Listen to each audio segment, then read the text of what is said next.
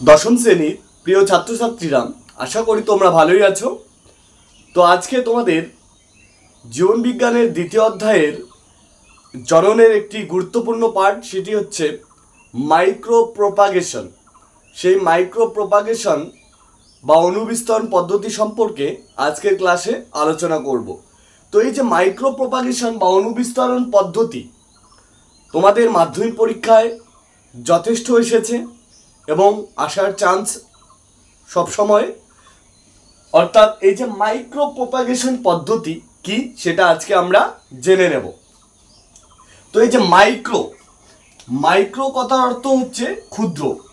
Micro কথার অর্থ কি? ক্ষুদ্র। তো এই যে মাইক্রো কথার অর্থ হচ্ছে ক্ষুদ্র, এবার টোটালটাকেই যদি আমরা জানতে চাই মাইক্রো প্রোপাগেশন কি।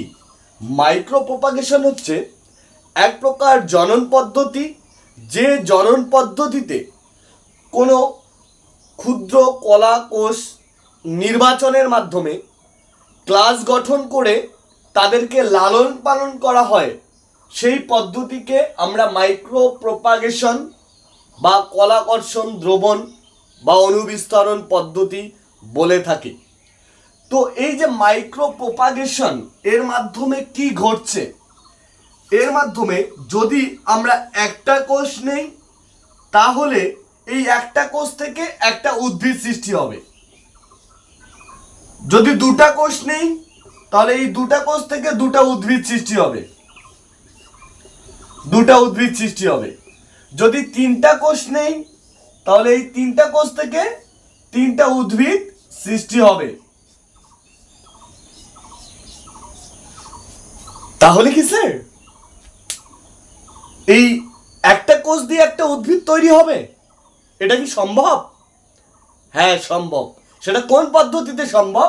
সেটা হচ্ছে মাইক্রো প্রোপাগেশন বা অণুবিস্তরণ পদ্ধতিতে সম্ভব। একটা কোষ দিয়েই একটা উদ্ভিদ সৃষ্টি, দুটা কোষ দিয়েই দুটা উদ্ভিদ সৃষ্টি, মানে যতটা কোষ ততটা উদ্ভিদ সৃষ্টি। এই প্রক্রিয়া হচ্ছে মাইক্রো প্রোপাগেশন প্রক্রিয়া। ক্লিয়ার?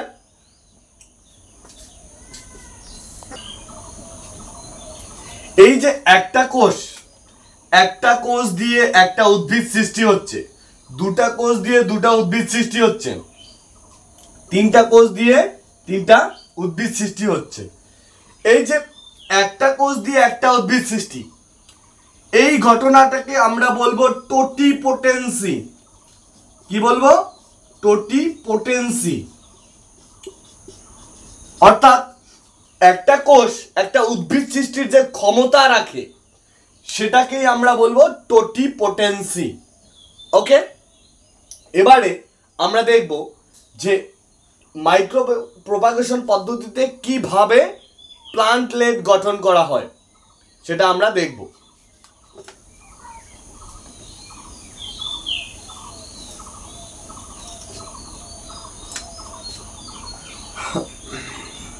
তো আমরা একটা চিত্র অঙ্কন করে নিই গাছের।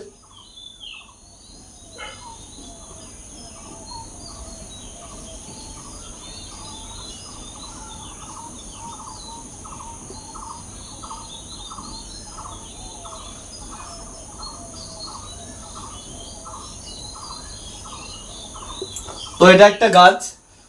তো এই যে গাছটা, এই গাছটার এটা হচ্ছে, এটাকে আমরা এই অংশটাকে বলবো আমরা এক্স প্ল্যান্ট। কি বলবো? X plant. তো এই যে এক্স প্ল্যান্ট, এটা হচ্ছে এক্স প্ল্যান্ট। এই এক্স প্ল্যান্টকে কি করব আমরা? একটা টেস্ট টিউবের মধ্যে নিয়ে নেব। তো তার আগে বলি যে এই যে মাইক্রো প্রোপাগেশন পদ্ধতিতে কি হতে হবে, একটা যদি উদ্ভিদকে নেই তাহলে অর্থাৎ একটা কোষ থেকে যে একটা উদ্ভিদ সৃষ্টি হচ্ছে, সেই উদ্ভিদটিকে সুস্থ রোগমুক্ত হতে হবে। রোগযুক্ত হলে হবে না, কিন্তু সুস্থ রোগমুক্ত হতে হবে উদ্ভিদটিকে। তারপরে আমরা এক্স প্ল্যান্টকে নিয়ে একটা টেস্ট টিউবের মধ্যে নিয়ে নেব, একটা টেস্ট টিউব। এটা একটা টেস্ট টিউব। এই টেস্ট টিউবের মধ্যে এক্স প্ল্যান্টকে নিয়ে নেব। ওকে, তারপরে আমরা কি করব, এইখানে আগার অর্থাৎ পুষ্টি মাধ্যমে রেখে, সেই পুষ্টি মাধ্যমটার নাম হচ্ছে আগার। এটা হচ্ছে একটা পুষ্টি মাধ্যম। তারপরে একটা কটন দিয়ে এই টেস্ট টিউবের মুখটিকে বন্ধ করে দেব। এরপরে এই যে এক্সপ্লান্ট থেকে কি গঠন হবে, এক্সপ্লান্ট থেকে ক্লাস গঠন হবে। এইখান থেকে এক্সপ্লান্ট থেকে কি গঠন হবে, এক্সপ্লান্ট থেকে ক্লাস গঠন হবে। ক্লাসের কোষ বিভাজনের ফলে এমব্রয়েড গঠন হবে। এমব্রয়েড, ক্লাসের যখন কোষ বিভাজন হয়ে যাবে তখন এমব্রয়েড গঠন করবে। এই এমব্রয়েডটি পরবর্তীতে ধীরে ধীরে কোষ বিভাজনের মাধ্যমে প্লান্টলেট গঠন করবে। প্লান্টলেট, এই প্লান্টলেট গঠনের মাধ্যমে পরবর্তীতে আমরা, অর্থাৎ ছোট ছোট প্লান্টলেট হচ্ছে ছোট ছোট উদ্ভিদ, ছোট ছোট উদ্ভিদ যখন গঠন করলো সেগুলোকে আমরা পৃথক পৃথক টবে স্থানান্তর করব, অর্থাৎ পরিণত উদ্ভিদ তৈরি হবে, পরিণত উদ্ভিদ তৈরি হয়ে যাবে। অর্থাৎ প্রথমে দেখলাম আমরা একটা টেস্ট টিউবকে নিলাম, টেস্ট টিউবকে এই ইমপ্লান্ট দিয়ে তারপরে সেখানে পুষ্টি মাধ্যমকে রেখে দিলাম, সেটা হচ্ছে আগার। তারপরে একটা কটন দিয়ে এই টেস্ট টিউবের মুখটাকে ঢেকে দিয়ে সেখান থেকে যে এক্সপ্লান্ট ছিল, এই যে এক্সপ্লান্টটা, এই এক্সপ্লান্ট থেকে পরবর্তীতে ক্লাস গঠন হলো, সেখান থেকে কোষ বিভাজনের মাধ্যমে এমব্রয়েড গঠন হলো, তারপরে ধীরে ধীরে আবারও কোষ বিভাজনের মাধ্যমে প্লান্টলেট গঠন হলো। অর্থাৎ প্লান্টলেট গঠন হওয়া অর্থাৎ ছোট ছোট উদ্ভিদ তৈরি হয়ে গেল, সেখান থেকে আবার টবে টবে স্থানান্তর করে পরিণত উদ্ভিদ সৃষ্টি হয়ে গেল। এই যে পদ্ধতি, এই পদ্ধতিকে আমরা বলবো মাইক্রো প্রপাগেশন পদ্ধতি বা অনুবিস্তরণ পদ্ধতি। ক্লিয়ার? তো আমরা এবার দেখে নেব এই যে মাইক্রো প্রপাগেশন পদ্ধতি, এর গুরুত্ব কি। What is the importance of micro propagation process বা মাইক্রো প্রপাগেশন রিপ্রোডাকশন। আমরা মাইক্রো প্রপাগেশন যে জনন পদ্ধতি আছে সেটার গুরুত্বটা কি সেটা আমরা জেনে নেব। মিটিয়ে দিচ্ছি। তো এই যে মাইক্রো প্রপাগেশনের ইম্পর্টেন্স বা গুরুত্বটা কি, গুরুত্ব হচ্ছে প্রথমেই আমরা বলতে পারি রোগমুক্ত উদ্ভিদ লাগবে, রোগমুক্ত উদ্ভিদ। তারপরে কি বলতে পারি, সুস্থ সবল রাখবে, সুস্থ সবল উদ্ভিদ, রোগমুক্ত সুস্থ সবল উদ্ভিদ। আর কি বলতে পারি, এই যে মাইক্রো প্রপাগেশন পদ্ধতিতে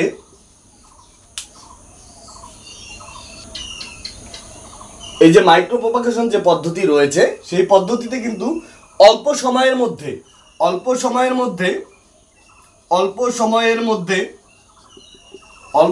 মধ্যে প্রচুর পরিমাণে উদ্ভিদ সৃষ্টি করা হয়, ক্লিয়ার? আর কি,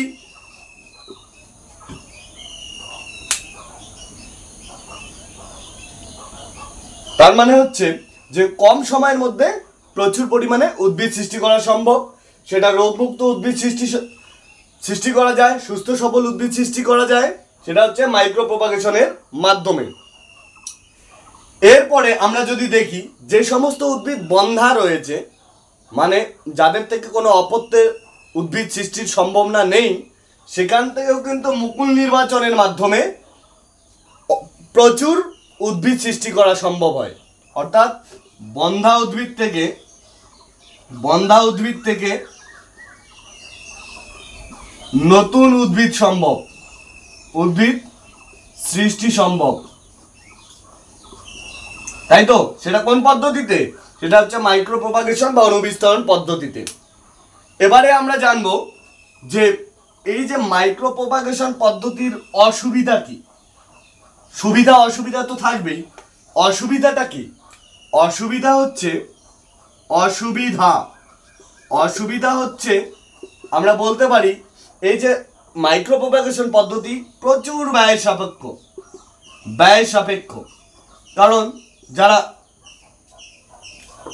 নিম্নমানের কৃষক তারা কিন্তু এই মাইক্রো প্রপাগেশন পদ্ধতিতে উদ্ভিদ সৃষ্টি করতে পারে না, কারণ প্রচুর পরিমাণে অর্থের প্রয়োজন। তো প্রিয় ছাত্রছাত্রীরা, আজকের ক্লাসটা তোমাদের এই পর্যন্ত। তোমরা ভিডিওটি লাইক, সাবস্ক্রাইব, কমেন্ট করো এবং এর পরের ভিডিও আমরা নিয়ে আসব ফার্নের জনুক্রম নিয়ে।